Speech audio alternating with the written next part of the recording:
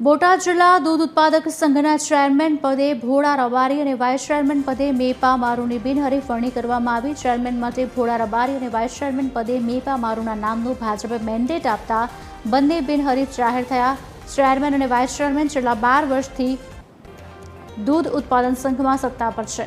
Chairman અને vice ચેરમેનની બિનહરીફ વરણી થતા જિલ્લા દૂધ ઉત્પાદક સંઘના સભ્યો અને ભાજપના કાર્યકરોમાં આનંદનો માહોલ છવાયો છે।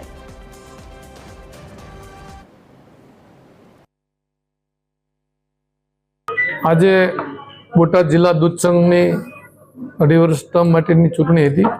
એમાં ભારતીય જનતા પાર્ટી દ્વારા અમારું પ્રદેશનું નેતૃત્વ, અમારા પ્રદેશ અધ્યક્ષ જગદીશ વિશ્વકર્માજી, અમારા રત્નાકરજી, અમારા ઝોન મહામંત્રી, જિલ્લાના અમારા પ્રભારી, જિલ્લા ભાજપના અધ્યક્ષશ્રી દ્વારા અમને 2.5 વર્ષ માટે બોટાદ જિલ્લા મધુસૂદન ડેરીના ચેરમેન તરીકે મારી વરણી કરવામાં આવી છે।